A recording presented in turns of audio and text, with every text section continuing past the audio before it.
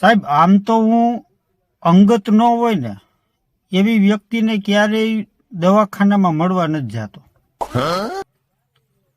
એને સારું થઈ જાય, દવાખાનામાંથી રજા આપી દે, પછી એના ઘરે જાઓ. હવે આવી રીતે એક માજી બીમાર હતા, તો એને દવાખાનેથી રજા આપી દીધી, એટલે હું એમને મળવા ગયો તો મોઢું ચડાવીને બેઠેલા. મન કે તું તો મોટો માણસ થઈ ગયો, હવે અમારા નાના માણસોની ખબર ન રાખ ને, તમને અમે શેના નજરમાં આવીને.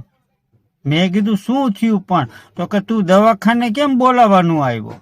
પણ મેં કીધું માજી એમાં એવું હે, કીધું હું જેટલા માણસોને દવાખાને જોવા જાઉં છું ને એ ઘરે જ નથી આવી શકતા, એ સીધા મહાણે જાય છે. હું એટલે ન આવ્યો. માજી કે સારું કર્યું ભાઈ તું ન આવ્યો.